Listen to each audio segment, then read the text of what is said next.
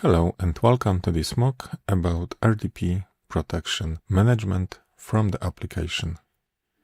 Within this video I will demonstrate to you how to prepare a sample application which would allow you to manipulate on the readout protection bit to set and reset the readout protection and OEM1 keys management, which is present in newest STM32 lines.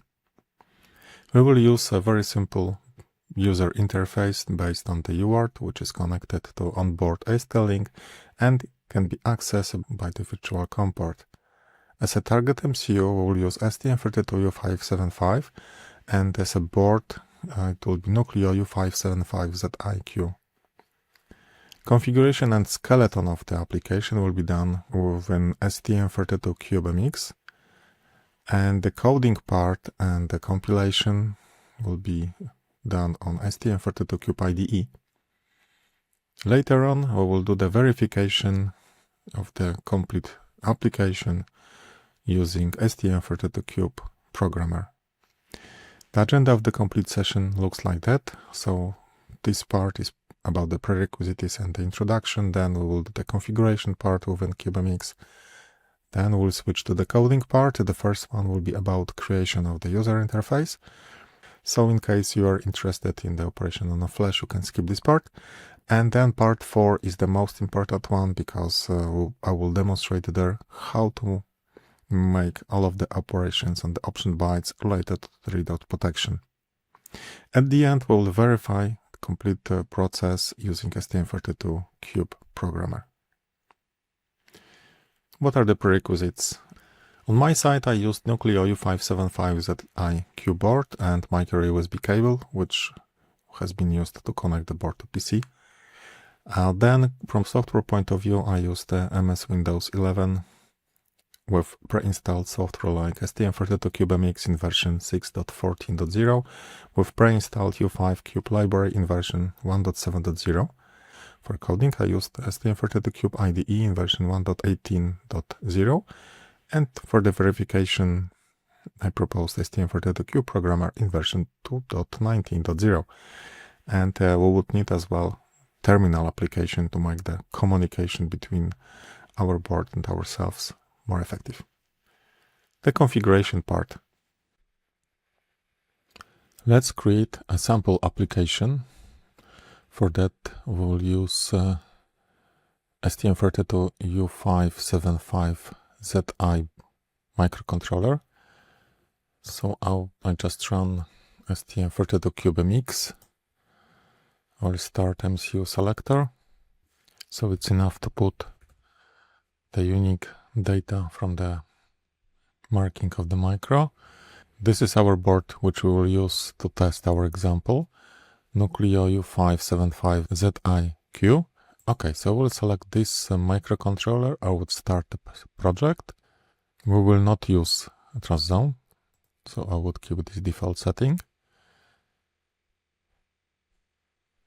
Okay, so this is the basic setup. Complete pinout, nothing is connected yet.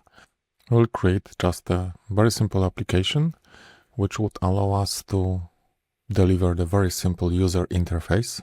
For this user interface, we'll use one of the UARTs, which is internally connected on the board to the ST-Link, so it can be accessible via the virtual COM port. This UART is USART1 on pins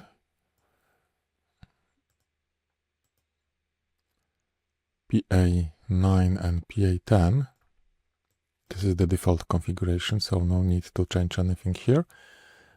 So I selected just within the mode the asynchronous mode. I would keep the default settings, so 115,000 bits per second, 8-bit data, no parity, and one stop bit, and no interrupts generation. So the default settings. We will keep as well the default clock settings, so 4 MHz from MSI. No need to do any updates here. Neither. And concerning the power, we will use SMPS instead of the default LDO. So I go to power and terminal power, and within the low power sections I would select this power saving mode, and within the power regulator I change LDO to SMPS. This is not obligatory for our exercise, we can work with both, but yeah, SMPS is much more energy efficient. Okay, so that's all on this side, and what we would need from this configuration, we would need to define two additional things. The first one is a button, which would be used to detect whether a user would like to do any modification. For this, we will use onboard blue button, which is connected to pin PC13. This is why I need to configure this PC13. I will use simple input configuration. We will just use the polling mechanism instead of the interrupts. And another point is the LED. We will use the red LED, which is connected on pin PG2. I would configure it as an output, and I would put the label on that. I click right button on mouse, enter user label, and I would use it just LED. It would allow me to switch this example to other Nucleo board, where the LED would be connected to other port. Just to let you know, this assignment of the label is done within main.h file, so it can be easily monitored in case of any modification. Okay, so from the basic configuration, that's all I would like to do. We can go to the project manager. We can name the project.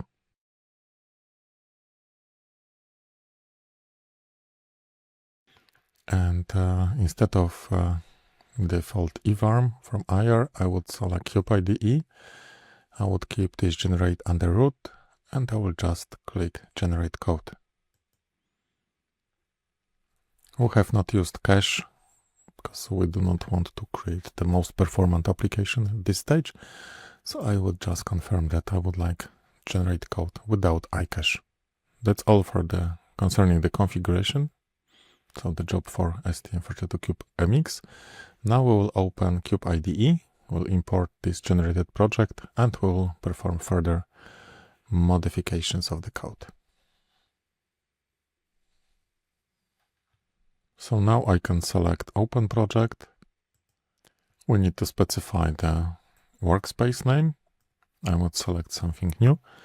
So U5 tests. This, just to remind you, the workspace may contain multiple projects. So I just put U5 tests because within this workspace I can create more than one example concerning this family. So I just specified the workspace location. I can click on launch. After a while, I can see the screen of Cube IDE with the information that my project has been successfully imported. So I can see on the left side, I can see already the structure of my complete project. So within the sources, we'll make all of our modifications of the code within main.c file. So I will just open it. I will increase this font within the editor just to make it more visible. Coding part, user interface. In our user interface, we will use printf function, one LED, and the button in polling mode. So to use the printf, we need to include some headers to the standard libraries. So I would use this section user code begin includes for that.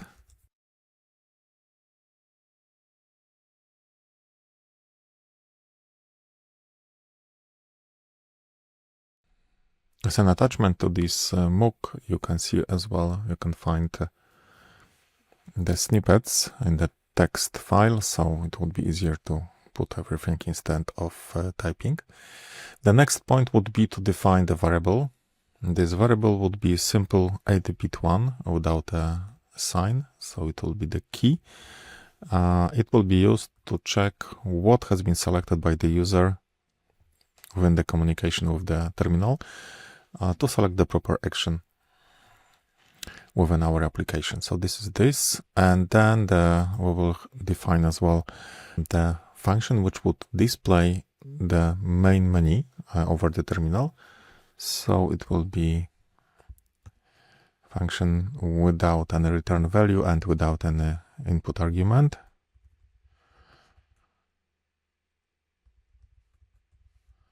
I would name it like that. So this is just a declaration. And then we need to warn somehow our user that something is going on with within the application.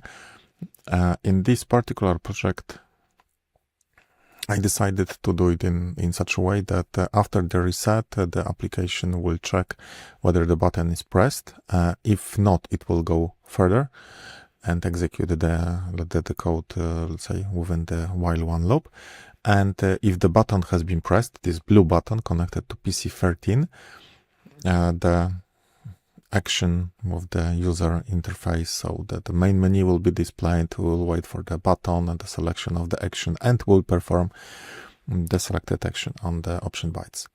So the first thing would be to warn the customer that some action is necessary to be performed. Something like that.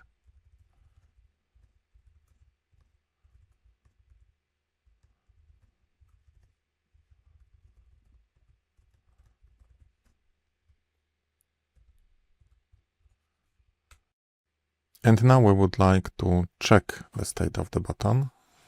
So we need to use some function from the GPIO part of the library. As we are using HAL library, I would start with HAL _ GPIO _ and then if I'm not sure which function I should select, I can just press right now Ctrl space and select the proper function from the list.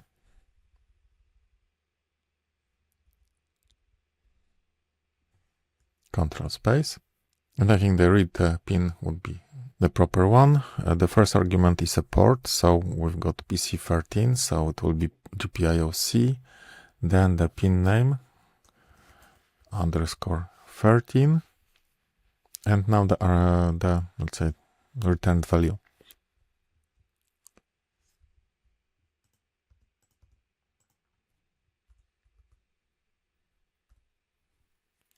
Okay, so this is our main if. If the button has been pressed, we can perform further actions. So the first thing we need to put here is, of course, displaying the menu, which we prepared within this print main menu function, which we'll define later. And the second point is to clear the data register buffer within USART1, just to be sure that there is no remainings from different transmission, and we'll wait for the fresh data coming on our USART1 RX pin. So to clear this data register, we will use just the macro like HAL _ UART _ flush _ data register and our handler.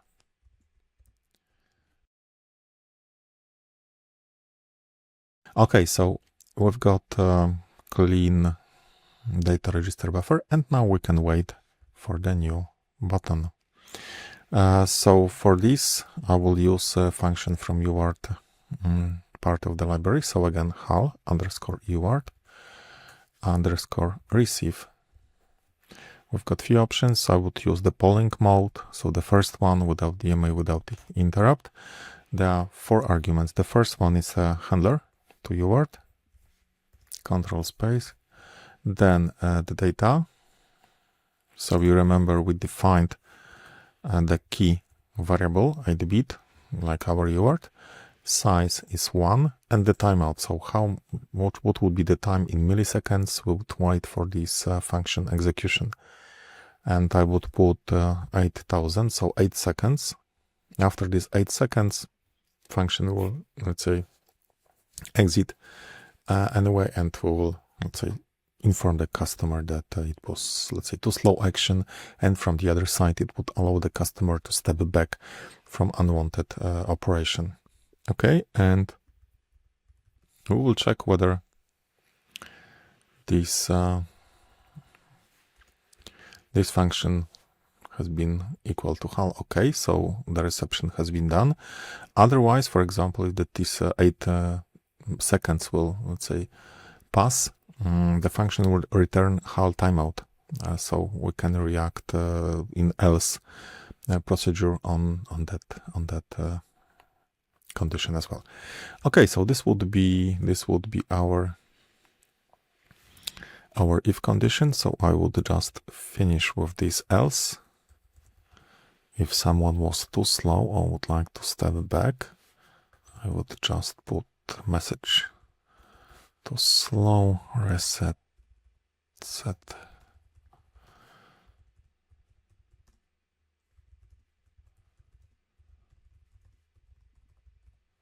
Something like that. And that's it. And now what we need to do, we need to fill this if condition with the switch.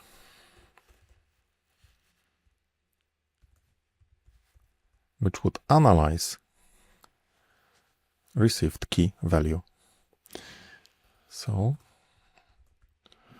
we can define a couple of cases. I would propose the following list.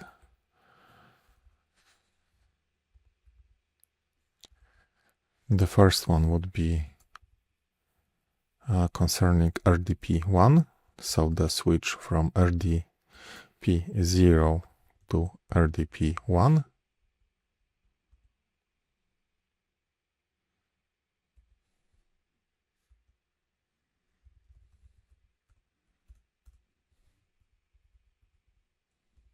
I'll just put something like that. Then I will just make some copy-paste operation. Maybe before that I would just put a simple printf, just to be sure that where am I? Set RDP1 if not yet done. Of course we will check whether RDP is already set and will not set it again, because it would make no sense. So we will just copy it, in our case 4 times.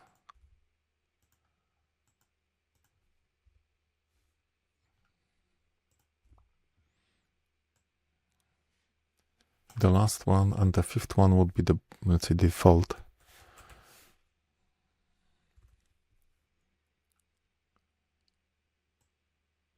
So here we'll just put information that this is invalid number.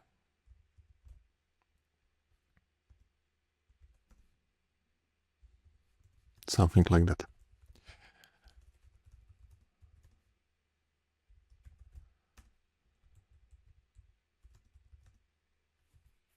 Okay, case 2 would be RDP1 to RDP0, so regression of the RDP.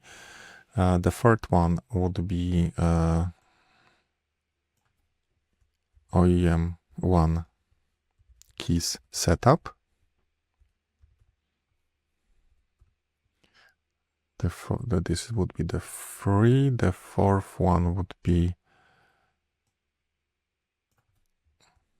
OEM1 keys reset. So we'll disable this option.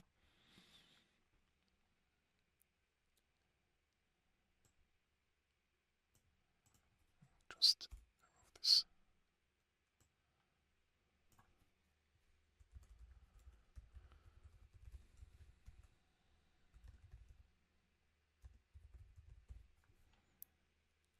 Here would be setting.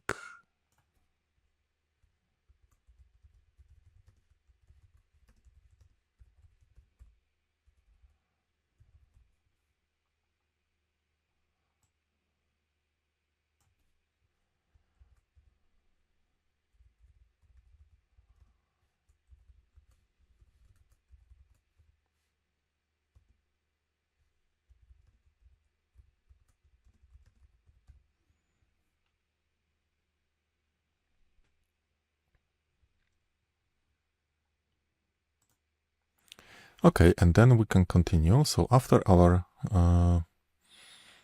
let's say introduction loop, introduction menu, we need to perform some action within the while one loop. So I would propose just simple GPIO toggling.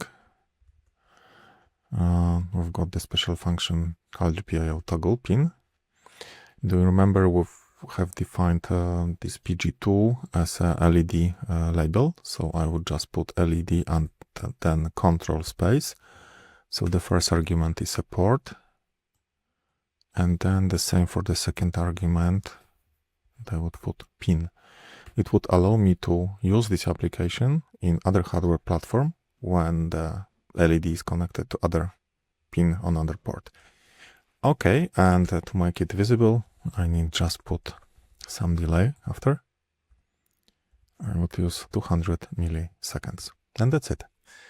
So in our case, if the application will properly work, it should toggle the red LED with 200 milliseconds delay in between. So the last 2 points we need to put into our code are the, let's say, function to display the menu and the implementation of IO put char, which is used by the printf to redirect, let's say, the text to selected serial interface. Just not to type everything from scratch, I will just copy paste the main menu function and the put char. As you can see, the put char is sending the data one by one over the UART. We are using UART1. And that's all coding for the basic skeleton of user interface. So at the moment, if we compile the code using this hammer,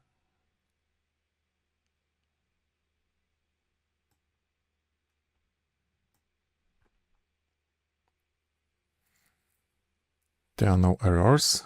So now I can connect my board and try to run the application to verify whether this first step is working. In the meantime, I will run as well the terminal.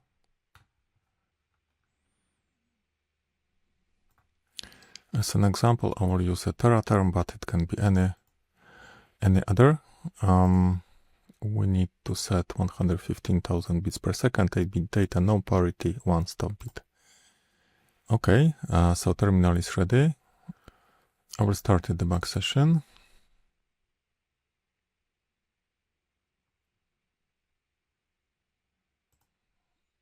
This is just information that we will have a different set of windows related to the debug session. We could use as well the other icon with display arrow, just to not run the debug session, but just to flash the application and start it.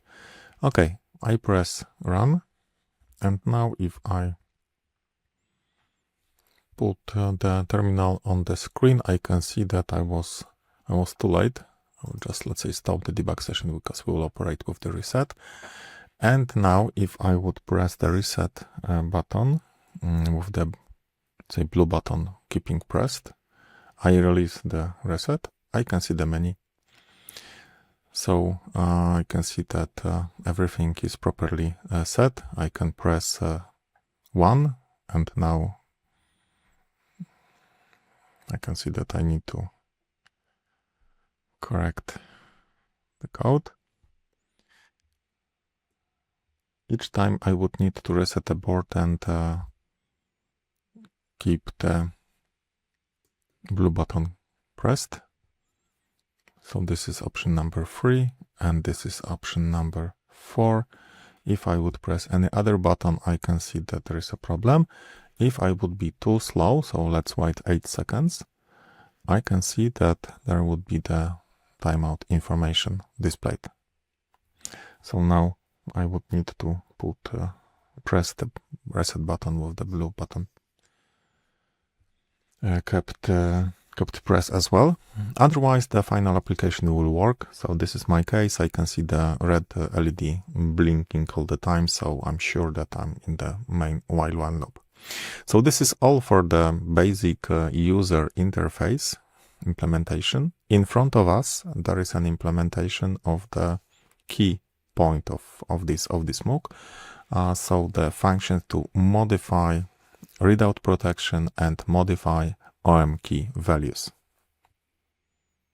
Coding part, option bytes processing.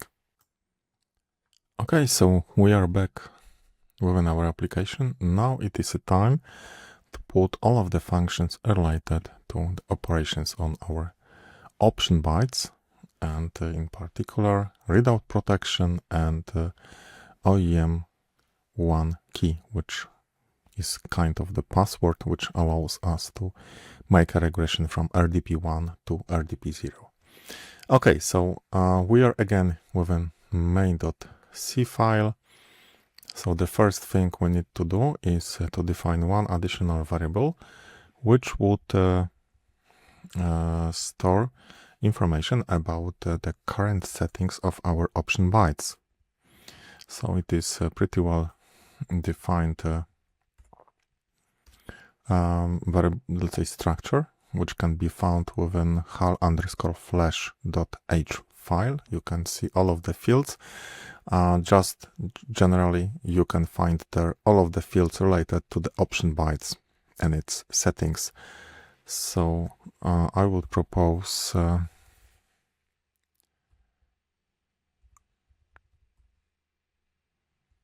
something like that. The good practice is always to keep it cleared at the very beginning, just to be sure that all of the fields are not a random value, but already known value, which is 0 in this case.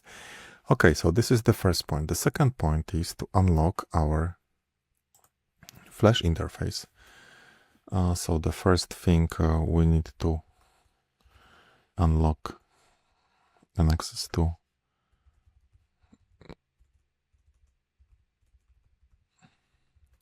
Flash in general, and additionally the area of option bytes, and we need to unlock it. Okay, so this is the first point. The second point we need to do, we need to read the current value from the option bytes area. So for this we've got an extended function, and let's check control space get config, and now we need to specify the variable which would store all of those fields. So we've got our structure already defined, so we will use it. So now we are ready to first check how does look the option byte configuration, and then to modify it. So now we need to land within our switch area, and we will fill cases. So the first one is RDP1, then so setting RDP1. The second one would be resetting RDP1, so removing the protection, then providing OEM1 keys, and the last point would be to disable OEM keys. To be sure that everything will work, we need to meet the conditions for each of those cases based on the information which are visible within the reference manual in the Flash section. So just to make it short, the first condition makes sense if we are in RDP0, so we would like to switch to RDP1. The second condition makes sense if we are already in RDP1, so we would like to go to RDP0. Then the last two are, what is important here is to check whether we are in RDP0, because the main condition to modify and disable OEM key is to have the device unprotected, so in RDP0 state. Okay, just not to type everything from scratch, I would use again my code snippets, which are attached as well to this exercise. You can find the link in the materials. So the first case, I'll try to comment as much as possible. The first case, I would put the big if-else loop. So if, then I'm checking whether I'm in the RDP 0 level. If yes, I'm modifying two fields within the structure. The first is information that we will modify the RDP section, and then the second one is exact value of this modification, so RDP level 1. So this is those lines 120 and 21 are only, let's say, filling the structure, so it is not yet programmed. To program it, we will use this function flash ex option bytes program, and then we will need to wait whether it has end up with success. So in such a case, we should wait for this hell OK. If it will be not hell OK, we should provide the else branch with information that there were some issues with programming of this option byte. In case of successful programming, we need to reload the option bytes to make them effective. This is why this function has been called HAL flash OBL launch. So those are, let's say, the conditions. Then the next point would be to program the part of the code for removing the protection. So it is a bit tricky, as you can imagine, because if we are removing the readout protection 1, it means that we will provide, we will clear first the complete content of the flash memory. So no further code execution will be done afterwards, so we need to repower the board and make the further programming of it. Okay, so what are the differences here? The first thing is that we are checking whether we are already in RDP 1, which makes sense, because this is the only condition where we can do some regression. Then we are modifying again the RDP section, and the level, desired level is level 0. And then we are checking whether it is possible. If it's not possible, the main reason, this is why I put it here, is that it is protected by this OEM key value. So in case of any troubles, different value than HAL OK, it will be most probably HAL error, will be returned, and we should react on that. So first we need to provide this OEM key values. This can be done via the debug interface, SWD or JTAG. I will demonstrate it later. Okay, once it will be successful, the option bytes will be reloaded, but again, there would be no more code inside, so we need to repower the board and program it again. The third point would be related to programming the OEM1 key, so the password to remove the readout protection from level 1 to level 0. Okay, so this would be this part, and what we can see here. I'm checking again whether I'm in RDP 0, because this is providing of those keys is possible if we are in the RDP level 0. If yes, I'm just displaying some messages, and then I'm programming a bit different fields within this option byte structure. So option bytes RDP key, the key values, and which key. Because we've got two keys, we've got OEM key 1, which allows us to make a regression from RDP 1 to RDP 0, and we've got OEM key 2, which allows us to make a regression from RDP 2 to RDP 1, or from RDP 1 to RDP 05 in case we are using the trust zone. So in our case, it will be OEM 1 key. I provided two such keys. It's 64 bits each one. Okay, in case of any trouble, again, I'm implementing the else loops. For example, the main if, in case the RDP level is not 0, there would be the message that no condition RDP 0 is met to set OEM key 1 and aborting of operation. Okay, so the last point would be to remove the OEM key 1.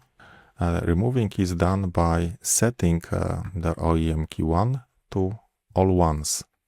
what are the differences versus the previous state is that RDP key 1 and 2 are set to all ones. This is the only difference. And again, I'm checking whether the initial condition, so RDP 0 is present. If not, I would land into this else condition and the complete operation will be not performed. And that's all coding. I will try to build it at the moment. So I would just compile the code. So now we can see implementation of case 1, case 2, case 3, and case 4. So now I can build the code. I press the hammer icon.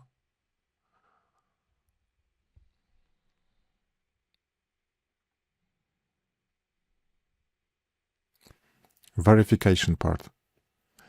Okay, no errors, no warnings, so I can now flash it. I would use this run option because it doesn't run the debug session, it's just flashing the microcontroller and starting an application. So this is done. I can put on the screen the terminal.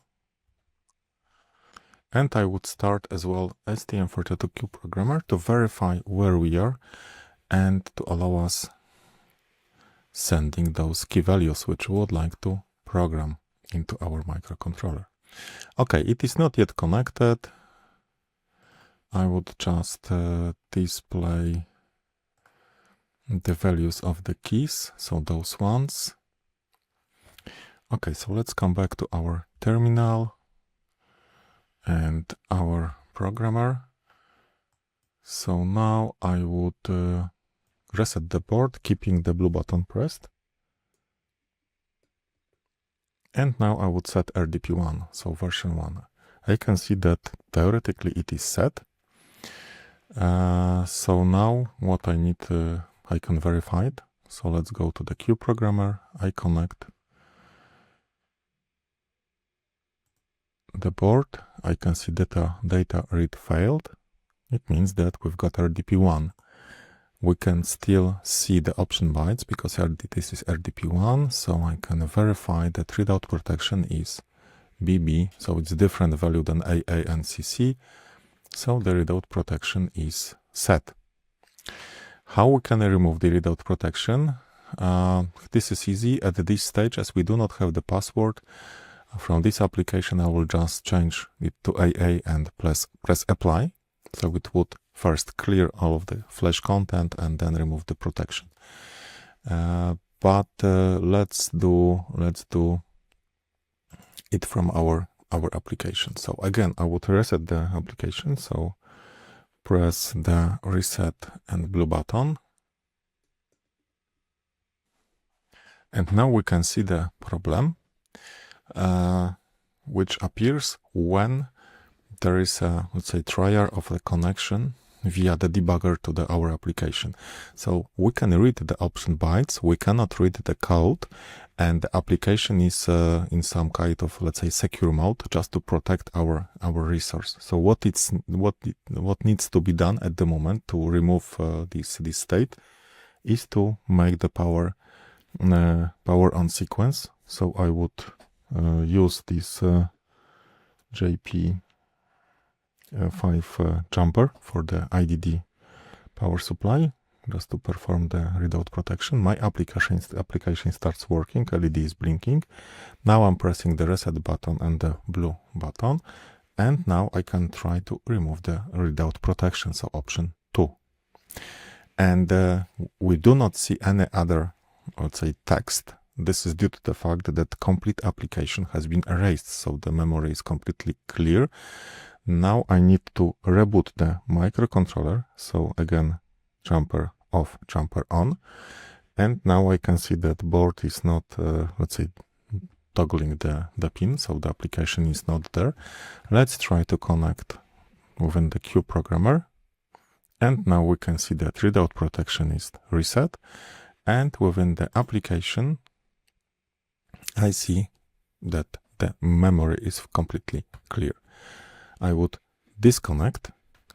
I will program my application once again. And we will try two other options.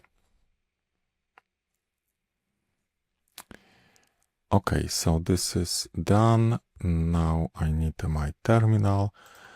I would reset the port with blue button pressed, and I would press 3. So we can see that the OEM keys are set. We can verify at this point. So I would connect with my Cube programmer.